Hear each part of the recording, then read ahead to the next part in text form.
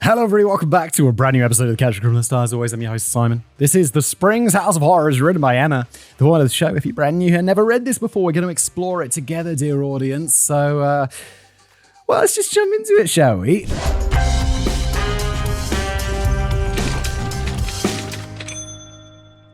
I grew up in a very close-knit, loving family. I didn't. Not just joking, I like my family.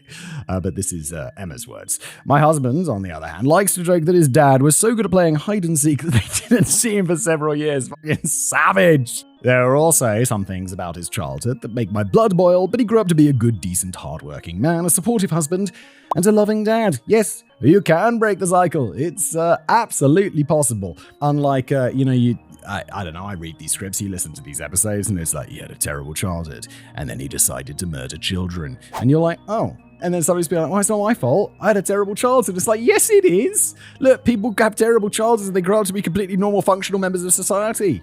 Come on. Still, sometimes he doubts himself as an ability to be a good father to our children. Of course, due to my work on this channel, we have different definitions for bad parenting. Oh my god, yes. His idea of a bad parent is someone who isn't there when his children need him, who neglects them physically and emotionally, and who isn't able to support them financially. My idea of a bad parent is, well, just don't fuck up your kids, okay? This is rule number 2. The case of the Springs House of Horror is one of the worst examples of bad parenting that I've ever heard of. Oh god, this is going to upset me. Both Emma and I are young parents, or like parents of young children. And I don't know, since becoming a parent, this stuff is like when you just see people who are like awfully bad parents in these episodes, I'm just like, double extra fuck you. It's a mixture between Joseph Fritzl, holy shit, that's the basement dude, and the case of Fred and Rose West, just without the murder. I don't remember Fred and Rose West.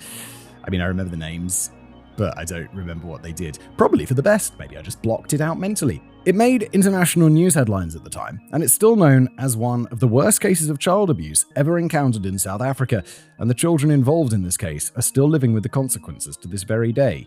So brace yourselves, this is going to be a bad one. I just recorded a bad one yesterday. I don't know why I do 2 of these in a row. Tomato Jam Times. P.S. In the year since the details of what has happened in the Springs Horror House were brought to light, the 2 eldest children have come forward and publicly identified themselves. The rest are still minors, and their biological parents haven't been named, so we'll be using pseudonyms for them. Perfect. I think that's the absolute right way to handle it. If people want to remain anonymous, they can. If they want to be public, they can. It's all up to their prerogative. Anyway, the man who would become known as the Springs Monster was born in East Rand in Johannesburg in 1978. We don't know where or who his parents were. We don't even know his name, so let's just call him Richard. My apologies to all the decent Richards out there. Are we calling him Richard because then we can call him Dick? We do know that Richard was one of 3 children. Their father was an abusive drunk, and the 3 children often ran away from home when they realized that their father was in one of his moods. Their mother, it's like, oh, your dad's in one of his moods. Is that because he's raging drunk, mum? Is that because he's become abusive when he hits the bottle, mum? Their mother, on the other hand, did her best to protect her children from him, and Richard adored her. We know that Richard didn't do well in school, that he dropped out of high school when he was 16, and that he met his future wife in 1996. Let's just call her Christine. She had brown hair, was skinny, and had a high-pitched voice. She had dyslexia, and her eldest daughter would later explain that Christine wasn't the sharpest tool in the shed. Her friends and family had nicknamed her Cry, which is Afrikaans for crow, and the nickname stuck, which is ironic because crows are really smart.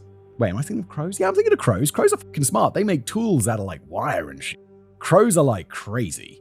This sounds insane, so it's probably not true, but I heard that like crows are as smart as like children up to 3 years old or something like that. And having a child who's 3, I mean, he can speak, and obviously crows can't do that, as far as we know. But yeah, crows are smart. I don't think my son would be very good at making tools. Christine's father had passed away when she was 11, and within a few months, her mother remarried and virtually abandoned her children.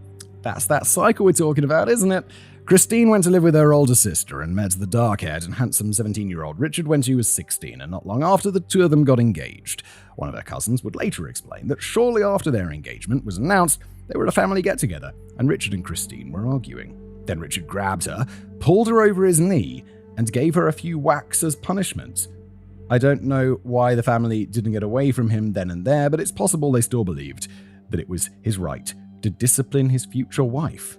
if this was any other situation, I'd be like, oh, he's just having a laugh. And I just imagine them both laughing together, but he's doing it seriously, isn't he? Like a fucking weirdo. This is in the 90s, dude. This isn't the 50s. When was this even acceptable? Anyway, not long after they were engaged, Christine dropped out of school and moved in with Richard and his parents, but his father was still enormously abusive, so Richard and Christine did their best to stay out of his way whenever possible. Richard and Christine were married in January 1998. Shortly thereafter, their eldest daughter, Yolandi, was born. Richard wasn't able to keep a job, and for the first 10 years or so of Yolandi's life, they lived in a caravan and traveled all over the country. And here's a photo of the caravan, just so we're all on the same page. Okay, it's a normal-looking caravan. It's not particularly small. It's not I wouldn't want to live in there full time, but it doesn't look terrible at all. That's for our audio listeners. Everyone who's watching this on YouTube, I'm sure, is seeing a picture of the caravan on screen. In or around the year 2000, Richard and Christine were visiting family when they were notified that there'd been a shooting incident at Richard's parents' house. Turns out that his mother had had enough of her husband's abuse, so she'd shot him. Oh my god. Oh no, and then turned the gun on herself. Oh geez, I was like, yeah, this guy seems to be a right piece of shit. Take him out. He's not a murderer or anything, but he's just a piece of shit. Take him out of the picture. And then she kills herself, which makes it a lot more dark than just a kind of piece of shit getting what he deserves. She passed away at the scene, but her husband survived. No, don't do that. Why? And the loss of his mother reportedly hit Richard hard. According to his brother-in-law, quote, his mother only wore short skirts and dresses. She loved high heels and blonde hair. After she died, he started insisting that Christine should start wearing short skirts and high heels like his mother used to wear. My sister had brown hair, but he insisted that she should start bleaching her hair. That's fucking weird, bro. Yolandi was 5 when Herman was born. In the book House of Horrors by Susan Sillier, Yolandi explains that by the time Herman turned 4, there had been a visible shift in their family dynamics. Christine had never been very affectionate toward her daughter, but she doted on her little dark-haired boy. According to Yolandi, quote, I've seen how other kids' mothers play with them, but my mother never plays with me. I manage by myself. I dress myself, get my own food, and treat my own aches and pains when I hurt myself or when my father beats me. My mother will sometimes hold Herman and give him a hug, but she never does that to me. I don't know why. She probably loves him more than she does me. That is a fucked up paragraph to read, especially as a parent, and that's going to fuck up your kids. That is a really solid way of fucking up your kids. Disregarding the whole just casually thrown in there, when my father beats me, I fix myself. But like the whole showing massive preference to one kid, that's pretty fucking wild. Yolandi wasn't the only one who noted how affectionate Christine was towards Herman. Richard had noticed it too, and he grew jealous of his wife's relationship with their son. Okay. So much so that Richard would severely punish the little boy for the smallest indiscretions, and if Christine tried to intervene, she was beaten as well. Oh my god. This cycle just continues, doesn't it? What the fuck? So at some point, Christine stopped defending her children and would just stand and watch when Richard punished them. Yeah, this isn't Christine's fault. I mean, she seems a bit weird and detached and stuff, but it's not like this is the dad being a piece of shit. Fucking Richard. What a dick. Yolandi explains that she attended school until she was 9, but after she failed the 3rd grade, her father told her that she would no longer be attending school because there were monsters out in the world, and it was his job to protect his children from them. Sounds like you're doing fine being the monster at home, Richard. He's like, there's monsters out in the world, but you've got me at home. You don't need to go and meet those monsters. I'm all the piece of shit that you need. So they packed up their caravan and moved to a new city, and when Yolandi was 10, they moved into a rental house in Springs on Johannesburg's East Rand. Can you imagine only living in like a caravan, which is like the size of a small room, and then suddenly you're in a house? You'd be like, whoa, what are these rooms for? Why is the toilet not in the kitchen? It's great. In 2009, Christine gave birth to another daughter while they were living in the rental house. At the time, Richard had managed to secure a job as a second-hand car salesman, and Christine and the children would accompany him to the office during the day. When the baby was a year old, Richard and Christine bought a double-story, 8-bedroom house in Springs. Okay? 8 bedrooms? That's fucking massive. Yolandi explains that she doesn't know how her father was able to finance the house, but he filled 6 of the bedrooms with tenants, and later he'd allow more people to live in caravans and wooden Wendy houses on the property. Wait, like Wendy houses? Like those tiny little houses for children? He also started buying scrap metal and storing it in the backyard, and he and Christine would sort through it and sell the most valuable pieces for extra money. I mean, yeah, fine, do what you need to do. hustle it up. Shortly after they moved into the Springs house, Richard told the 13-year-old Yolandi and the 7-year-old Herman that they now had to stay home during the day. They weren't allowed to play outside during school hours, and it was now their job to clean the house and prepare dinner while Richard and Christine went to work. Christine was already pregnant with her 4th child, and she left her 1-year-old daughter in Yolandi's care. Wait, she's 13, dude. You can't... She's... What? From that point on, the baby was Yolandi's responsibility. According to Yolandi, it was super hard because she was the first one I had to raise. I wasn't used to it. I didn't know exactly what to do, but it was so nice to have a little sister to wash her hair and change her nappies. She was actually an easy child. She developed fast and learned new things in no time. She quickly stopped drinking from a bottle and wearing nappies. I took her to the toilet maybe twice and said, when you go to the toilet, you pull your pants down and go. She was very independent. And thereafter, she went by herself every time. Yeah, my son was like this. My daughter was kind of like more complicated. It took her a while to get the whole potty thing and the whole not wetting the bed thing. My son was just like, one day he's just like, I don't want to use nappies anymore. Or like we were like, okay, not wearing nappies anymore. And we did like one day of training, and then he was just peeing completely fine by like day 2. And then we're like putting him to bed, and we're like, okay, you got to wear a nappy for the night because you can't control that yet. And he just refused.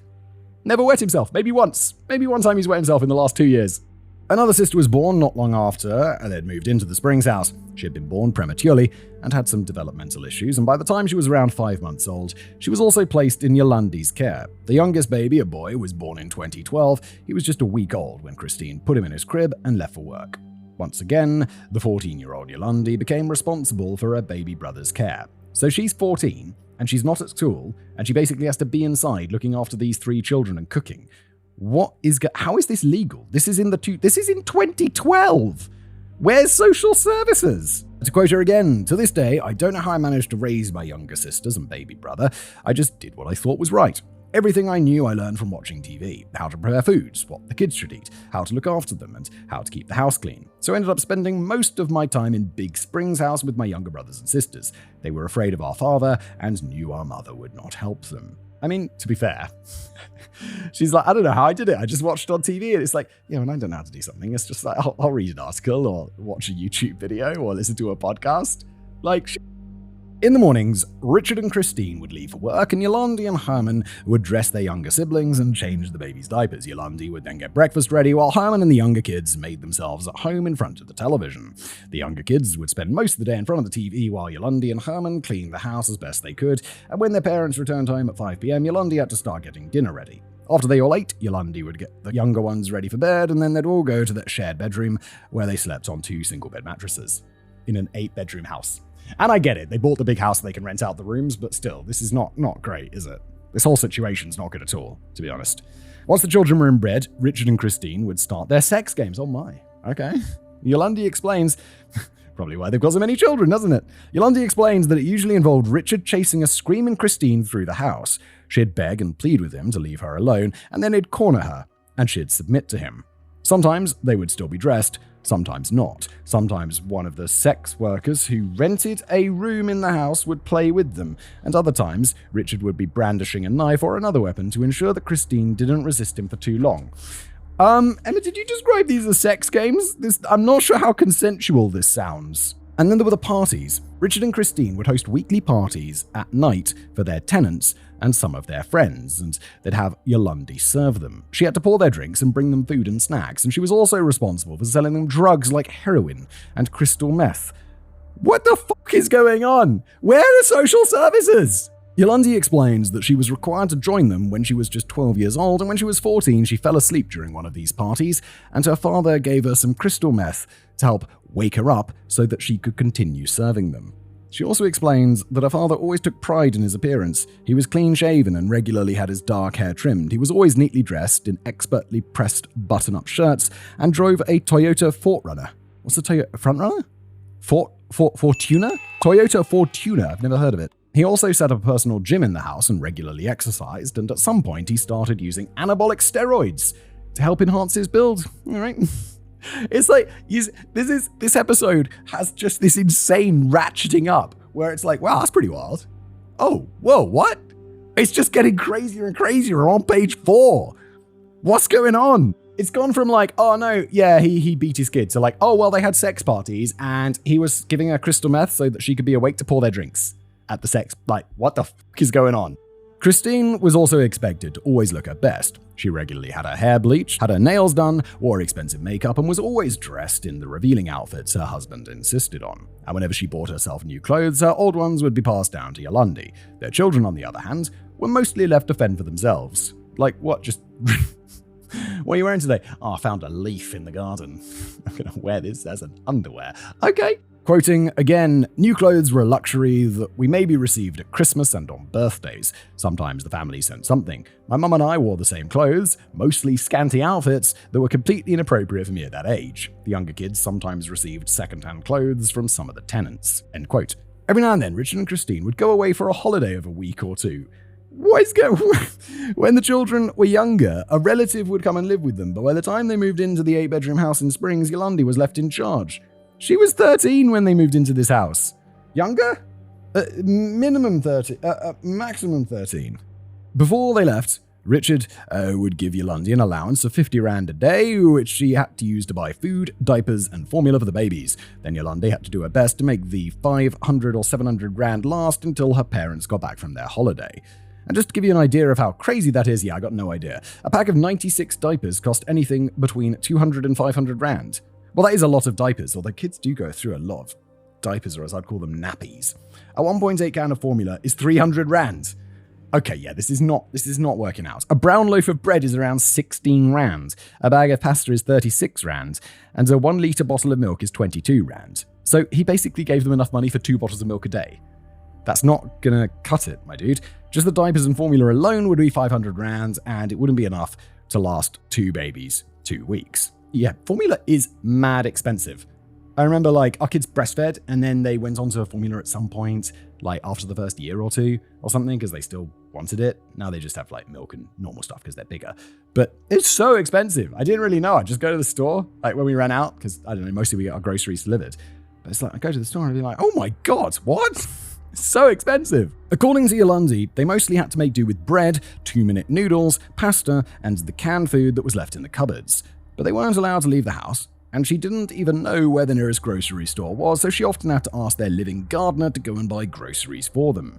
It's so strange that they have a living gardener, but they're living off 2 bottles of milk a day. And I know it's because they bought this big house to rent it out and stuff, but it's still feels a little bit of a contradiction there. When Richard and Christine were home, they'd sometimes have takeaways for dinner, and on weekends, they'd have a braai, which is a barbecue in South Africa sort of thing. Whenever family members came to visit, or when it was Christmas, Richard would buy them snacks and chocolates and soda, and Christine would make salads to go along with the meat that they'd braai that day. Their dad would play with them and throw them in the pool, and they'd pretend to be just like any other family, but then their family members would return home and Christmas would be over, and Yolandi and the other kids would once again have to make do with pasta and bread for dinner. Quoting again, nobody made a fuss about birthdays in our house. If we were lucky, we were congratulated early in the morning. A cake was an exception, and the chances of a gift were slim. My siblings and I never experienced something like a birthday party with friends yelling and shouting, never had fun with balloons, or plenty of sweet things and goodies. I once came home from work, and I'd been to the gym, and afterwards I'd stopped in the supermarket to buy, I can't even remember, maybe it was just some dinner for me and my wife. And I also was I stopped in the donuts aisle, and I'm like, cool, pick up a few donuts for the kids. And I get home, and I give these donuts to my kids, and they're like, wow, thanks, Dad, this is great. And now every time I get home from work, and mostly I'm not going to the supermarket after work, it's a rare occasion, they're like, Dad, did you get us something? And I'm like, no, I didn't get you anything today. And they're like, aw, Dad, I should play them this episode and be like, you'd be grateful about those donuts. Jesus Christ. But Yolandi also explains that she treasured the tomato jam days. Every few months, her parents would return home with brown sugar, ginger, and tomatoes, and Richard would declare that they were going to make tomato jam. Quote, by now, I know that cooking tomatoes is one of the few things in our home that starts well and ends well. I'm not afraid of this other dad at all. He'll never hit me for no reason. He's patient, asks about my day, and tells me how his day went. I'm not at all worried about doing anything wrong or that he'll explode. My tomato jam dad is calm, cheerful, and loving. End quote. But the tomato jam days never lasted long, and most of the time, life in the big house in Springs was hell. It sounds like this dude's got some, personality disorder, where he's like, hey, it's so great, we're making the tomato jam. Now get over here while I beat you. It's fucking weird. This is confusing for adults. For children, it's just like, what the fuck's going on? Why are you behaving like this? Why one moment you're this and one moment that? And it's weird kids don't understand this because that's exactly how they behave, but they've got tiny brains. The House of Horrors. Yolandi explains that while they lived in the big house in Springs, they mostly acted like the children they were. They left dishes lying around and sat cross-legged on their father's expensive leather couches. They often got bored of watching television all day, and in the afternoons they'd sneak outside to play for a bit before their parents got home. The younger children took permanent markers out and drew scribbles on their mother's high-heeled shoes, and they turned their bedroom into their own trampoline area by jumping on their beds. Yolandi and Herman fought and chased each other around the house, and then they'd make up and return to being the responsible ones when the younger children woke up from their naps. But as soon as Christine called them to let them know that she and Richard were on their way back home, anxiety would pool in their stomachs. Like all abused children, Yolandi and Herman were able to discern what kind of mood their father was in before he entered the house, and if he seemed to be in a bad mood, they'd take the youngest children up to their bedrooms and lock the door to keep them safe. Anything could set him off. There were dusty children's footprints and his leather couches. The house hadn't been cleaned to his satisfaction, dinner wasn't ready, or his bathwater was too cold. He'd set up cameras throughout the house, and on some days he'd watch the family's footage and make note of anything the children had done that displeased him, like watching too much television or not appearing on any of the cameras for an extended period of time. How about, if you don't want your children to watch too much television, you shouldn't have left them alone with your young teenage daughter, who also has to do all of this other shit. Like, what the fuck? At one point, Richard became convinced that the police suspected him of dealing drugs and that they were watching the house. He's got some issues, like mental health issues. Like, it seems some sort of personality disorder or maybe paranoia. He appointed a guard to monitor their gate and ordered Herman to watch the screens during the day and report any suspicious behavior. Herman was maybe 8 or 9 at that time, and he got bored, so at some point he switched one of the screens over to a kids' show. When Richard found out that Herman hadn't been watching the footage like it ordered him, he threw one of the television screens at him. According to Yolandi, quote, "We never got a hiding. We were always assaulted. Fortunately, our father didn't really assault the 3 younger kids, but he would grab anything he could lay his hands on to throw at Herman and me. Sometimes, because we knew him well, we could see it coming. We could see it in his manner and in his eyes. And when he wanted something immediately and started counting back from 10 and we didn't give it to him by 1, there would be hell to pay." End quote. Yolandi explains that he'd punch and beat them, kick them in the face, or throw furniture or his dumbbells at them. He had an electric cattle prod that he used to shock them, and he'd chase them around the house and shoot at them with gas-powered pistols, aka air guns. Dude, air guns can open you up. Like, I've been shot with an air rifle, and it f***ing hurts. It really hurts. It really cuts you open. Sometimes he'd order Yolandi and Herman to get into the bathtub, and Richard would then shock them by touching the bathwater with his cattle prod. This is f***ing psycho, dude. It is just ratcheting up to an insane degree. He'd also shove their heads under the water and hold them there while they were close to drowning.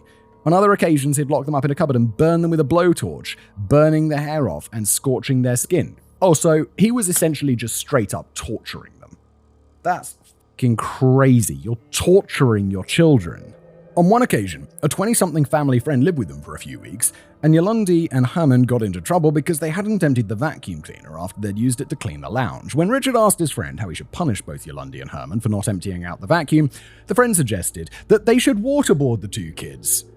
Wait, I expected this to go entirely differently if the friend suggested, maybe no television for the evening? And instead he's like, how about we waterboard those fucks? I've heard about waterboarding. They do it to terrorists. Let's try it on your children. They did. And then Richard ordered the 2 kids to clean up the mess they'd made in the bathroom. That was the first and last time he waterboarded them. Herman and Yolandi did what they could to shield their younger siblings from their father, but every now and then Richard would lash out at them as well. On occasion, he grabbed one of the younger girls by her leg and dragged her up the stairs before he dropped her on the bed. He kicked their other sister in the face when she didn't want to eat her dinner, and he once grabbed their 2-year-old brother by his legs and threw him against the pool table when he wouldn't stop crying. This isn't... I mean, it was never funny, but it's just like, this is just fucking depraved. Quoting here. Now and again, I threw an ashtray or something at Pa to divert his attention when he was going to grab one of the little ones. Then he would come for me. Even though my brother and I were still so young and small, we used our bodies as a shield because our mother wouldn't intervene. According to Yolandi, Christine would cry whenever Richard punished them, but she never stepped in to stop him. I mean, you can't blame her. This dude, I mean, I don't know what he looks like, but he's got a gym at home and he's on steroids. He's probably a fucking beast. She'd just stand there, and watch, but whenever she tried to tell Richard that he shouldn't hurt the children, Richard would tell her that she'd better shut up or he'd do the same thing to her. After all, the children weren't his only victims exactly. Quoting, "My father punched my mother with his fist, and he beat her and kicked her whenever he could reach. She always sort of tried to get away and would half-heartedly beg him to stop. They could fight about anything, such as when he complained about the food, when she didn't bring the food fast enough, or when it wasn't cooked exactly as he wanted it. He would toss it against the wall, or throw it at her, and start beating her. Sometimes they argued because the house was dirty, or in his opinion, she'd done something wrong. All she said, every time, was, 'I'm sorry, my love.' When he got mad because she didn't clean the house, she would answer in a high-pitched voice, 'But I'm with you all the time.' This was true because my father was always jealous and possessive. He completely dominated her." End quote. Yolandi explains that things got worse whenever Christine refused to have sex with Richard. Then he'd beat her and find reasons to punish their children as well. But shortly after Yolandi's 16th birthday, Richard started turning to his daughter for sexual gratification. Oh, Jesus Christ. For almost a year, he molested her and forced her to perform oral sex on him, all while Christine and the children were downstairs or in the next room. Then he'd leave the room, and Yolandi had to dry her tears and clean herself up and remind herself that she had to put on a brave face. This is so crazy. Oh my God, I don't like this at all. This starts off like the ratcheting up of this script, Emma. I mean, it's brilliantly written, but it's Jesus Christ. Quoting again, "The isolation in which we lived meant that we could rarely compare our lives to those of others. When I saw on TV that people lived differently, I thought it was only like that on TV. It wasn't reality." Yeah, because you're a fucking kid. What are you supposed to know? The quote continues, "This was the first time that I realized there was something wrong in our house. I was so scared. I thought he was going to take everything away from me. My foster mother once asked me why I didn't run away. Why would I? I thought that was just how things should be. I didn't think about running away at all." Yeah, because you just don't know about that. You're a kid. You just don't know. Help me. The 13th of May 2014 was a Tuesday. They hadn't made dinner, since Richard had told them that he felt like takeaway instead, and at around 9 p.m. he started looking for his keys. Earlier that day, he'd ordered the 10-year-old Herman to lock the gate that led to their backyard, but Herman couldn't remember where he'd put the keys afterward. The whole family spent several minutes looking for the keys, but Richard was growing impatient. He told his family that he was going upstairs, and when he came back down, they better have the keys or there'd be trouble. He went upstairs, and when he came back a few minutes later, they still hadn't found the keys. According to Herman, I then heard a voice in my head that said, "It's time to run away." Cool. I mean, holy shit. Okay, I just said he couldn't figure it out, but this younger kid's just like, we gotta go. We gotta get out of here. Herman fled from the house and hid in the backyard. Richard decided to take Christine's car instead, so he left to buy dinner, and Christine, Yolandi, and the 3 younger kids started calling out to Herman to let him know that it was safe to come home. But Herman wasn't convinced. When Yolandi found him hiding behind one of the many Wendy houses that stood in the backyard, Herman jumped over the wall and ran to their neighbor's house. It was around 10:30 p.m. and the family was already in bed when their dog started barking. Herman and his 18-year-old daughter, Shanae, both made their way to the lounge to investigate. It had a glass sliding door that led to the backyard, and outside the door stood a little boy. He had bloody scratches on his stomach, hadn't bathed in a few days. His body was covered in scabs and bruises and old scars, and despite the freezing winter temperatures, he was only dressed in a pair of sleeping shorts. According to Herman, when they unlocked the front door and slid it open, quote, "The boy fell into the house, went down on his knees and folded his hands together. He begged us not to phone his father and say where he was, because he was going to kill him." Shanae took the boy to her bedroom and gave him 2 hoodies to wear. He told her that his name was Herman, that he lived next door, and that the bruises on his body were from the beatings from his dad. I really fucking hope that this is just like, I mean, the ideal outcome would be the police are called, they go around to his house, and the dad opens the door, and he's like all roid raged out, and then like officer whoever just fucking pumps that motherfucker full of lead just because he's like, you better stand down. He's like, and then he's dead and everyone's happy. I have a bloodlust. This show has made me even more like, this is just like, you're just an inexcusable piece of shit who doesn't deserve to breathe. It's just fucking that simple sometimes. You just deserve to die. Just deserve to fucking die. They took him to the kitchen and gave him a blanket and something warm to drink. And when they heard his father bellow his name, the boy burst out in tears and told them, "Help me, please." And him and his wife, Hanley, would later explain that they had no idea what to do. Call the police. Call the police, like immediately. They knew that the neighbors had had at least one child since Christine had been pregnant when they moved in, but they'd never seen him. Richard seemed pleasant enough whenever they drove past each other on their way to work, but they also knew about the parties he hosted, and they'd seen how he mistreated his employees.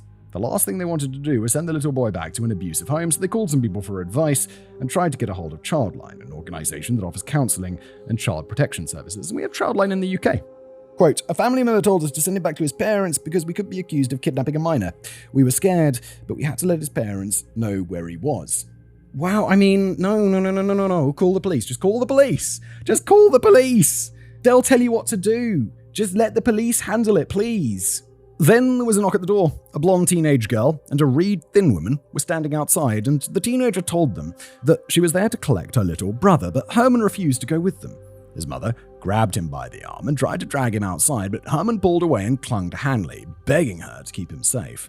I have no doubt in my mind that if I was in this situation, I would call the police and just say, that's all I'm going to do. You have to leave. The police will get here and we'll go from there. They will handle this correctly.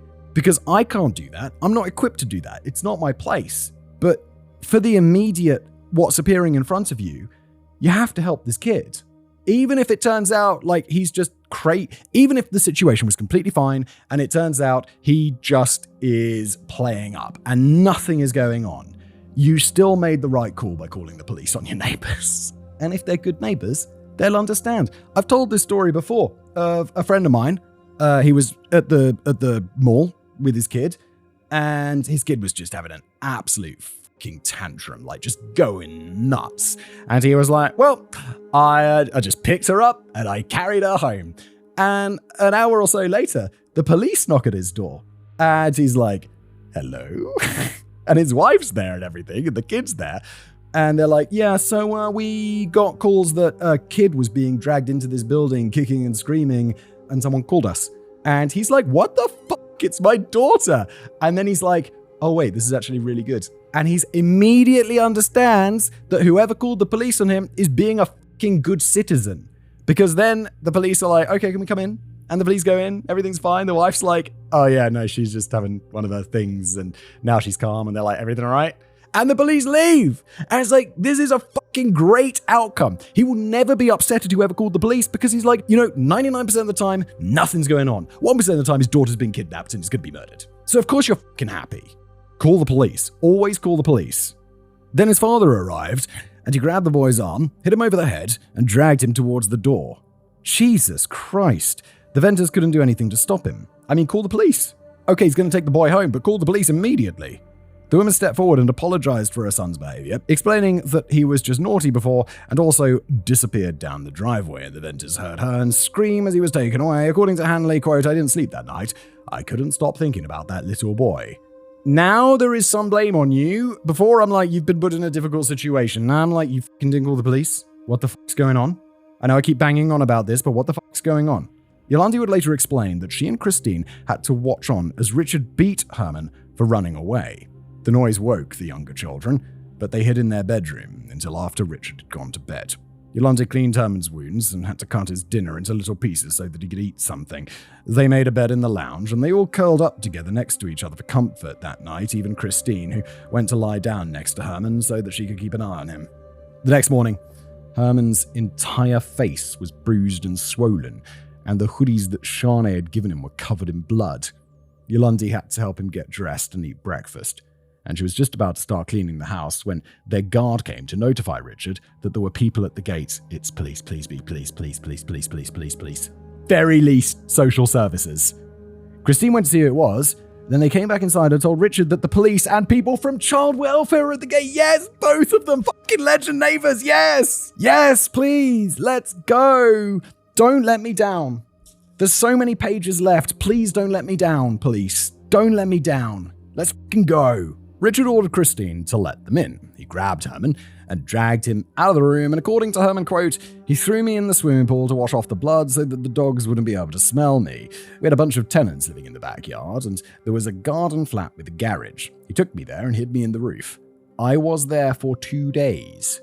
The CPS are not like, Where's the kid we came to see? Where is he?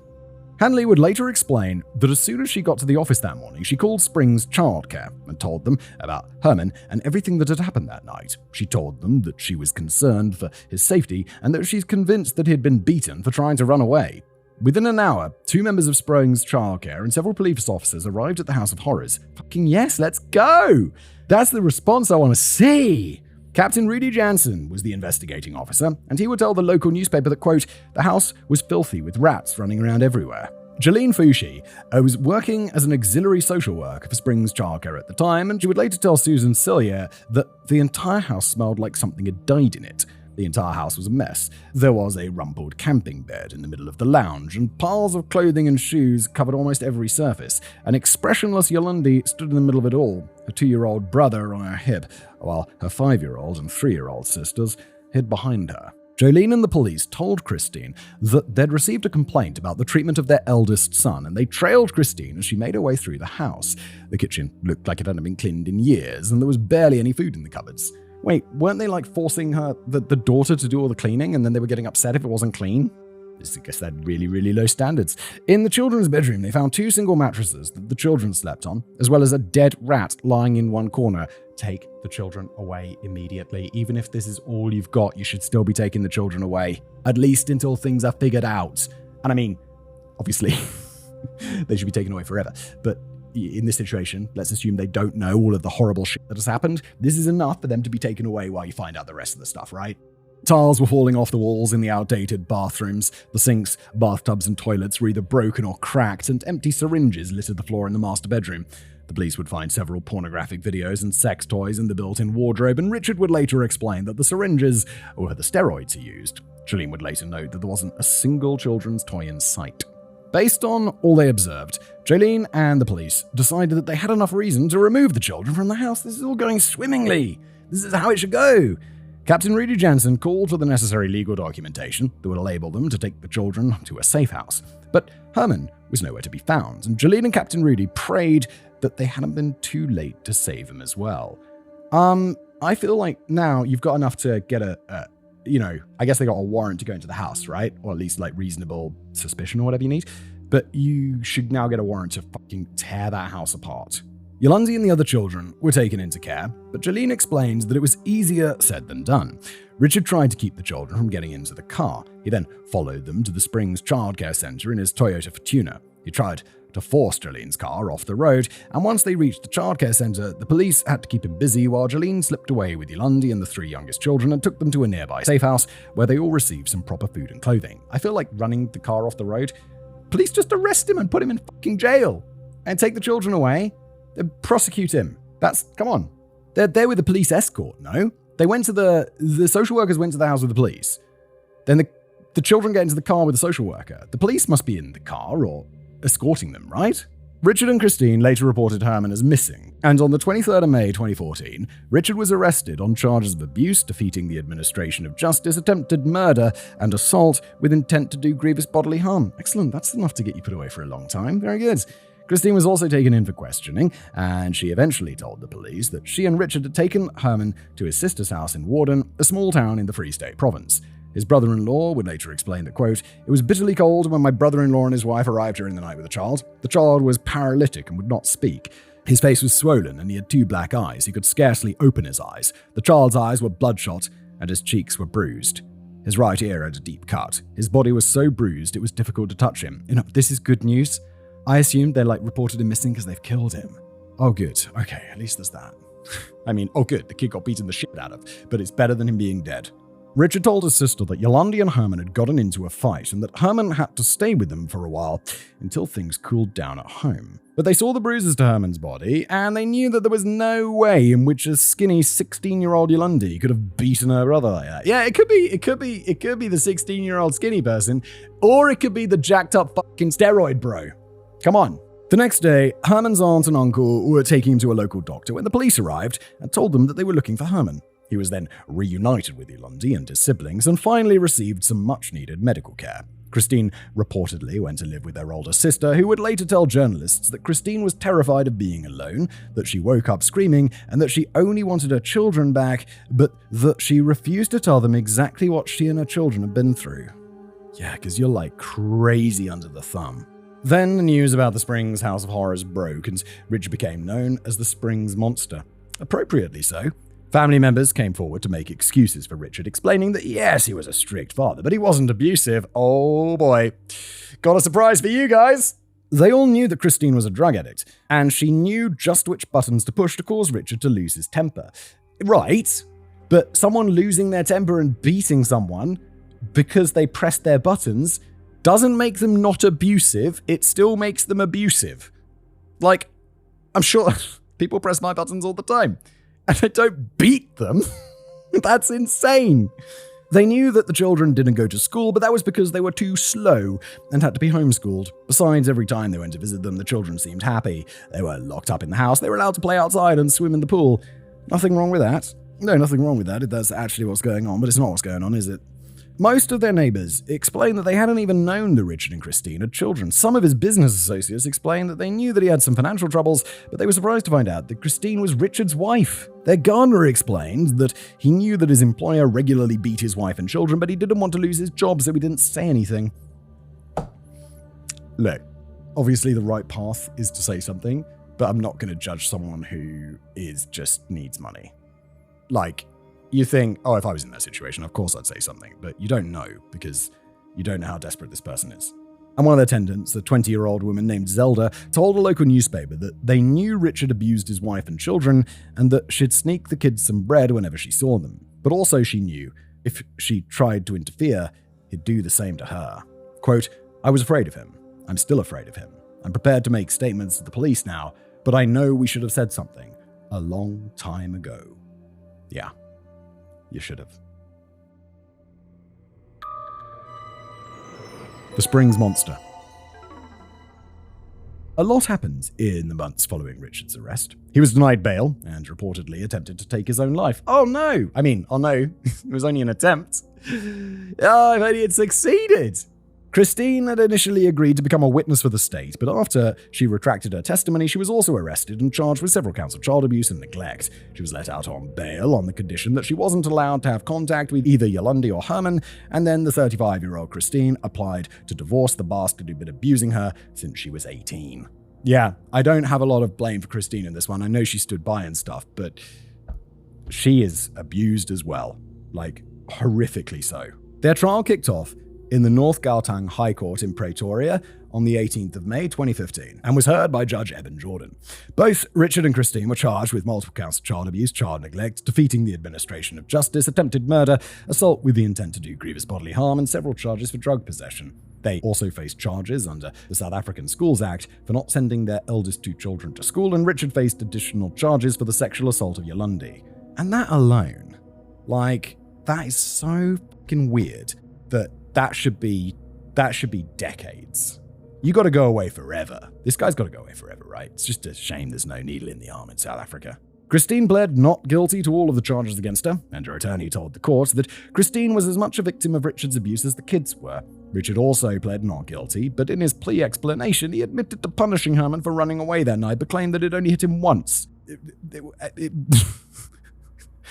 Oh, Jesus. He also denied sexually assaulting Yolandi and claimed that it only touched her vaginal area on one occasion. However, at the time he was under the impression that Yolandi wasn't his daughter, since his wife had had several affairs over the years. He had since been corrected of this assumption, since DNA tests proved that all 5 of the children belonged to him and Christine. Dude, I don't want to hear that. Hannu Venter was called to the stand, and he explained what had happened the night after Herman had knocked on their sliding door. This is the neighbor. Okay. Captain Rudy Jansen described what they'd found when they first entered the House of Horrors, and one of the tenants told the court how Richard had brought Herman to their apartment and then ordered them to hide away in the roof. Herman's head was initially wrapped in a towel, and Richard claimed that he'd beaten Herman for losing his Fort Tuna's keys, which would have cost up to 8,000 rand to replace. That's $447. Yeah, just a slight aside here in a completely inappropriate place, but I lost one of my car keys, and it was way more than that. Not way, I think it was like $800 to replace all the fucking keys. Jesus Christ. She explained that they hid Herman's key away because they'd been terrified of Richard, but that they didn't know the police were looking for Herman until the news of the House of Horrors broke several days later.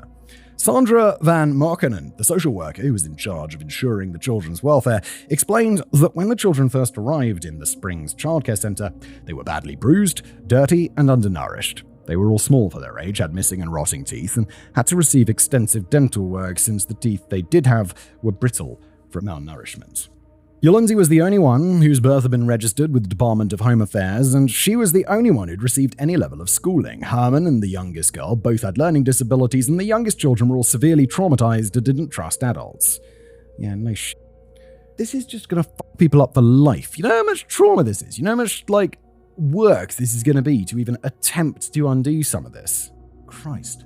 The two eldest children had no interest in having any contact with their mother, and the youngest children didn't see her as a mother figure at all and ignored her whenever she came to visit. When they did speak to her, they referred to her as Auntie Cry. Quote, "The children, were taught to keep quiet and were not to make any sounds. When they dared to tell visitors anything, they didn't get food, were shot with a gas pistol, shocked with a stun gun, or cuffed. Some of the people close to the family who did realize something was amiss simply did nothing." Herman and Yolandi both testified against their parents, but they were allowed to deliver their testimony via a video call. Herman was the first one to testify, and he was presented with a file that contained photos and had been taken of the horror house shortly after his father's arrest. He was now 13, and he was able to describe a scene of abuse or torture for almost every photo in that file. He explained how all the children used to sleep on 2 single mattresses. He also told the court that whenever his father was home, he barely slept at night. When his father left for work in the mornings, Herman would crawl into the storage space underneath the stairs and fall asleep there, since it was the only place in the house where he felt safe. He explained how Yolandi did her best to shield the younger kids from their father, but that his father didn't need an excuse to snap or punish them. He beat them with anything he could lay his hands on, but he preferred whips, shocking them with cattle prods, and shooting them with air guns. He recounted how he'd once been turned into a human hammock, and how his father had strung him up between 2 pillars that separated the lounge from the entertainment room. His father had used handcuffs to bind his hands and feet together, and he used the rope to tie him to the pillars. He then doused Herman's body in water and put fans on him to cool him down. Herman explained that it was the middle of winter and he was freezing. He begged his father to let him down, and as a further punishment, his father sprayed pepper spray in his eyes. Bro, you are literally coming up with creative ways to torture your children. I have no words. Herman explained that his father once threw a small television screen at him and that it tore a hole out of his ear. His mother was allowed to take him to hospital for stitches, but the queues were too long and she was afraid that she'd get into trouble if they didn't return to the house. So she took him back home and put a band-aid on his ear to stop the bleeding. He still has the hole in his ear. Herman also explained that while Yolandi acted as their mother, Christine did nothing to help them. She didn't try to intervene, she didn't stand up to their father, and she didn't try to protect them. She was always their father's shadow, and if he told her to jump, she did. He also told the court that after they'd left the Venter's house that night, that's the neighbors, his father threw him to the ground, sat on his chest, trapped Herman's hands under his knees so that he couldn't fight back, and then started hitting him on the face.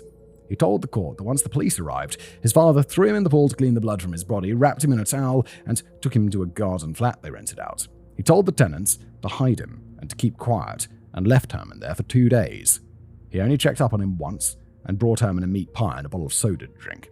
Then his parents took him to his aunt's house in Warden, which is where the police later found him. And all I can say is thank God they did that rather than killing him, because this could have ended differently. Richard's defense attorney tried to argue that the then 10-year-old Herman had been a rebellious and arrogant little boy, and that his description of the kinds of punishment Richard doled out were exaggerated. The attorney also claimed that Richard only shot Herman with an air gun on one occasion, and that was only because Herman had arrogantly claimed that his father wouldn't be able to make the shot. Like, that made it perfectly acceptable. In response, an emotional Herman loudly said he must stop lying, and then pointed out that his body was covered in scars that proved just how badly his father had beaten him. Yeah. 18-year-old Yolandi's time on the stand was just as brutal. She told the court that she'd never realized just how abnormal the home life was. She explained how she'd failed the 3rd grade, after which her father refused to send her to school because the world was full of monsters, and he wanted to protect them. She explained how she had to start taking care of her younger siblings when she was 12 years old, and how they weren't allowed to leave the house or play outside during school hours. She explained that they had a safe word, peaches that they'd use whenever someone from social services or the police came to the house. If they heard anyone say it, they'd have to take the youngest kids and hide in the backyard until their parents came to fetch them.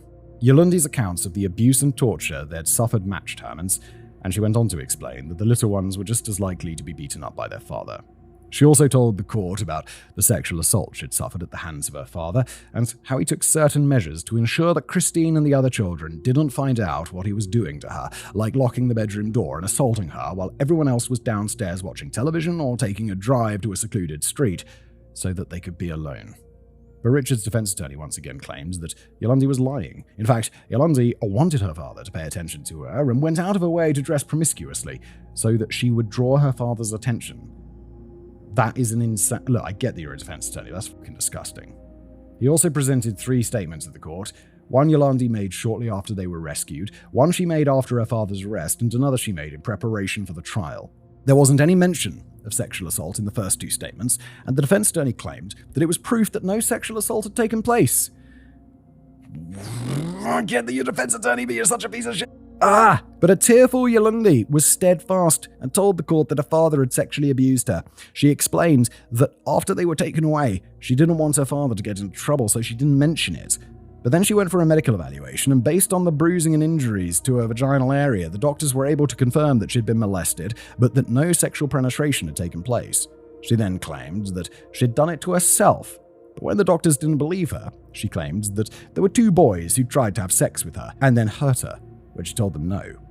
It took her months to come to grips with what her father had done, and she was only able to admit to it after she received counseling and started to understand that it hadn't been her fault. A psychologist named Marina Jennis would later testify that it wasn't unusual for Yolandi to deny that any molestation had taken place. In fact, up to 79% of abused children would deny that they'd been sexually assaulted as well in an effort to protect their parents. Yeah, because you're a kid, and it's f***ed up, but, like, you are so manipulable? What's the word? Because they're your parents. And your world is the world that is described by them. And if it's f***ed up, then you're just going to be like, that's how it is. Which is, I don't know. Again, defense attorney. It's his job, but it's still f***ed up. Quoting, "You have to remember that they're her parents. She doesn't have anyone else. She was dependent on her father and liked him more because he paid attention to her, but it doesn't mean that she didn't harbor any anger or resentment towards him." She also tried to explain the dynamics of the family who lived in the House of Horrors and told the court that she met with the children and Christine shortly after Richard's arrest. She told the court that Richard was the man of the house and a tyrant, confirmed that Christine was just as much a victim of her husband's abuse as the children were, and that for some time after they were rescued, both Christine and Yolandi blamed Herman for running away that night. Christine even told Herman that he was a naughty boy and it was his stupid actions that resulted in her children being taken away from her. Yeah, because she is just as abused as the children. Well, maybe not quite as abused as the children, but she is still a huge victim of his abuse. Then it was Christine's turn to face the court. The prosecution tried to prove that she was an active participant in everything Richard did by explaining that for the first year after his arrest, she regularly visited Richard in prison. Yeah, because she is abused.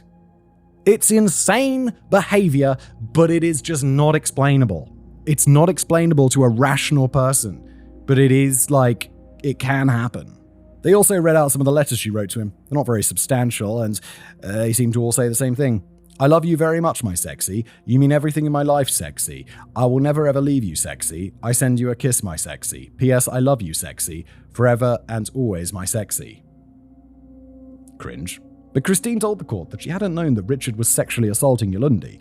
The first time she heard about it was shortly after his arrest, and when the results of Yolandi's medical examination were made public. She admitted that, yes, she left her children in Yolandi's care from a young age, and that she didn't have any kind of relationship with them. Yeah, this is still like, she does bear responsibility. Like, nowhere near as much as the father.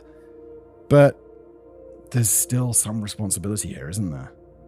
God, this one's much more morally complicated than the dad. I like it when it's simple. When it's like, look, it's a bad guy, put him in prison. But it's more complicated sometimes with the mother here. She also claimed that Yolandi and Richard had been close, and that Richard had ordered Yolandi to let him know whenever Christine put a foot out of line. As such, she lived in a constant state of anxiety and always felt that she had to walk on eggshells around not only Yolandi, but a husband as well. Christine explained that when Yolandi and Herman were little, Richard used to threaten to hurt or beat them if she didn't agree to have sex with him. When she refused or tried to stand up for herself, he took his anger out on the children. She was entirely dependent on him, and the few times she did try to take both Yolandi and Herman and escape, Richard would track her down, promise that he'd never hurt her or the children again, remind her that he loved her and needed her, and that she had no one else but him. At first, her family convinced her to go back to him, but when she showed up on their doorstep with 2 kids in tow and a black eye, her cousin called the police. Excellent work, cuz. However, Richard told her to lie to the police, and that she had to tell them that the black eye was the result of all the kinky sex that they had. Quote, "He stood behind the police and showed his fist to me and told me he would hit me if I said anything to the police." After Herman turned 5 years old, Richard became convinced that she was cheating on him. After that, he refused to let her out of his sight. She was always with him, day or night, and he controlled everything she wore and ate and did. He wanted her to dye her hair blonde. He wanted her to wear long artificial nails. He wanted her to wear skimpy clothing and tons of makeup. He often called her things like skank and whore, accused her of having affairs with random people they met while they were out shopping, and after the children went to bed, he would sexually abuse her. Christine explained that he forced her to watch hardcore porn with him, and that he'd try to recreate sex scenes with her. Her pain only gave him pleasure, and he enjoyed hurting and torturing her. Sometimes he'd chain her up or handcuff her to the pool table in the entertainment room and then leave her there all night. He'd beat her and slap her, and he once stabbed her with a knife while he was chasing her around the house. She had to go to the hospital to get stitches. He ordered her to start using drugs like heroin and crystal meth because he believed that it would make her more willing to have sex with him, and it wasn't long before she was addicted to it. He also regularly hosted sex orgies at the house and ordered her to perform for him. Sometimes he'd have their friends sexually assault her because the sight of it turned him on, and Christine agreed to all of it because she desperately wanted her husband to love her back. Christine spent the majority of her time on the stand crying, and when she was finished, Judge Jordan told her, "Mom, it was a long shift, but now you're done." Forensic criminologist Dr. Pixie DeToy would tell the court that Christine was a poster child for both battered wife syndrome and Stockholm syndrome, and that, quote, her love for her husband was a pathological over-affection that left her without initiative, confidence, or a sense of responsibility. This is why she didn't meet her motherly obligations, such as cooking and looking after the children. Christine believes that everything that happened in the house was her fault, that it's what she deserved, and that she has failed her children. Dr. DeToy also explained that Christina refused to care for her children in an attempt to protect herself, quoting again, "She regressed to an earlier development phase to escape from her circumstances. She regarded her children more or less like dolls as they grew older, and according to her, caused problems. She withdrew from them and no longer took responsibility for them." Then the prosecution called forensic pathologist Bronwyn Stollars to the stand. She explained that she'd evaluated Richard while he was admitted to a psychiatric hospital after his arrest, and that she determined that he was both a psychopath and a sadist. Quote, "Richard has no insight into the severity of his deeds, lacks remorse, and blames others, including his children, for the violence and sexual assault he was convicted of inflicting on them." It's not exactly a shock, is it, that this guy's a psychopathic sadist? She explained that yes, he'd suffered an abusive childhood and claims that he'd even been molested as a child. Richard also told her that he'd loved his mother, and whenever his father hit her, Richard did his best to protect her. When she died, he became convinced that his father had murdered her. He continued to have a relationship with his father, but he never forgave him for shooting his mother, despite the fact that she had been the one who shot his father and then turned the gun on herself. Oh god, yeah, that was crazy. But that is no excuse for growing up to be a piece of shit. Richard's family members all testified in court that they'd seen an improvement in him since his arrest and that he'd found God and had started his own little Bible study group at the prison. Well, mate, I really hope that you like those people in your Bible study group because it's not going to buy you any favors and you're going to be with them a long, long time. Until someone kills you for being a pedo in prison, which is nice. You know, you'll get stabbed up. No one likes those guys in prison. But Stollars told the court that there is no world in which Richard could ever be rehabilitated, and if he ever was released from prison, it'd still be a danger to those around him because, quote, sadism is a character trait and it will not go away. Yeah, he's a psychopathic sadist. He can put the mask on and go to Bible study group, but he is a psychopathic sadist, and he will do this again because he doesn't have any feelings about it. He has no regrets. The trial lasted for 3 years, Jesus, and once all the evidence had been presented to the court, Yolandi and Herman's victim impact statements were read aloud. In her statement, Yolandi explained that since she'd moved on with her life, she now had parents who loved her, and she finally understood exactly how bad things in the House of Horrors truly were. But despite everything she'd been through, she'd been able to forgive her father for everything he'd done. Jesus Christ, I could not. In his statement, the 15-year-old Herman explained how much he still hated his parents for what they'd done to him. Quote, "My father never loved me. I wish I could get another surname because I don't want anything to do with him. I don't want to be his son. I wish there were people in jail who can hurt him like he hurt me. God, I'm vindictive like a 15-year-old, aren't I? I wish they could also burn him with a blowtorch, beat and shock him with a stun gun so that he can feel how much he hurt me. Sometimes when I look at the scars he gave me, I hate him. He must never get out of jail." Yeah, you goddamn right, Herman. The quote continues, "I don't love my mother. She never loved me. She never tried to stop him or help me. She didn't even cry when he assaulted me. I think a lot about how I don't feel normal or can't be normal. Sometimes I get mad and I just want to hit things. I know it's wrong, but all of this just makes me so very, very mad. It's her fault that I had to go live with so many other people and I got hurt so much." End quote. On the 16th of August 2018, Judge Eben Jordan read his judgment at the court. He summarized the evidence that had been presented to the court and explained that he understood that Christine was as much a victim of abuse as the children were. She was a defenseless victim of circumstances. The two eldest children testified that she was also assaulted, so she couldn't intervene. I accept she was an abused woman and unable to stop him. She is therefore found not guilty of child abuse. All right, no juries. South Africa. However, despite her claims that she did her best to be there for her children, the evidence in Herman and Yolandi's testimony counted against her, so she was found guilty of 5 charges of child neglect since, quote, "it was her motherly duty to care for the children." Yeah, I think that's about right. Not abuse, but definitely neglect. I think, I was struggling with the moral, how much responsibility here, and I think that's a very sensible way to have handled this, it seems. Richard was found guilty of all charges made against him and was sentenced a total of 67 years in prison. He's never getting out. Yes! Christine, on the other hand, only received a suspended sentence of 5 years, and once the trial was concluded, she was free to go. Okay, I don't know how I feel about that, and I'm not going to try and work it out right now. Yolandi sat in court and watched as her parents were sentenced. She'd later tell a local magazine that she'd felt oddly conflicted that day. She felt that they deserved what they got, and more, but she also missed her tomato jam dad, and just wanted to go over and give him a hug. God, you fucking just so in the spell. But in the end, Yolandi left the courtroom before the media realized who she was and went back home. A silver lining. Oh, please be that he got stabbed up in the showers in prison for being a P-word. Yes! I don't really know how to end this script, so I'll leave you some good news. Following their sentencing, Christine moved on with her life. She cut her hair and dyed it brown again. She started wearing clothes that she'd chosen for herself and had been court-ordered to receive counselling, so I assume she got the help she needed. She also got married to one of Richard's cousins, and from all accounts, they're happy. She even had another baby with him. I don't know whether or not she still has contact with her other children, but I do know that Yolandi and Herman don't have contact with her. However, she's claimed on multiple occasions that she wants to be a part of their lives again.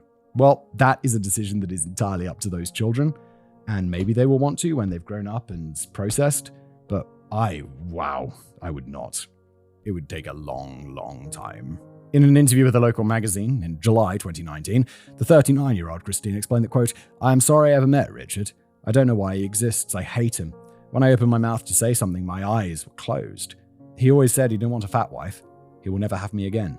Not after what he did to me and my children." The days following Yolandi and her siblings' rescue from the Springs House of Horrors were the beginning of their journey to recovery. Their social worker, Sinette von Moorkerken, did her best to ensure that Yolandi and her siblings got to stay together. They went to live with one of the maternal aunts, but one day she called Sinette in tears and told her that her uncle was molesting her and one of her cousins. The children then spent the next few months being bounced around different foster homes until they ended up in a children's home. What the fuck? Jesus Christ. The 2 youngest children have since been placed with foster families and they're doing well. The middle sister feels safe in the children's home and has informed her social workers that she doesn't want to be adopted because she's scared that she'll end up with another abusive family. Her dream is to live with Yolandi someday. Herman was able to find a loving family. Their social worker, Sinette von Moorkerken, adopted him and, oh wow,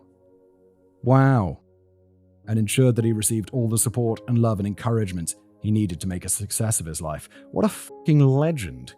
Van Moorkerken? Fucking legend. I mean, I have mad respect for people who take on kids in this situation and become their foster families. And for the social worker to do it as well, fucking A star, dude. or girl, Sanet. I don't know whether that's a man or a woman, but fucking amazing. Good for you. In 2013, he told the program Focus that I've forgiven my father, but it doesn't mean that I want him to be a part of my life. For years, Herman has been told that he's a hero, but he doesn't see himself as a hero. According to Sanet, quote, he told me the other day that he did at least one thing right. His sister passed matric with distinction. Landy and I told him that he is in fact a hero because he had the courage to flee that night, which 11-year-old child who cognitively functions at a lower age will be able to make a decision to seek help. Incredible. He may not have realized it there and then, but his instincts had resulted in him saving the lives of his whole family.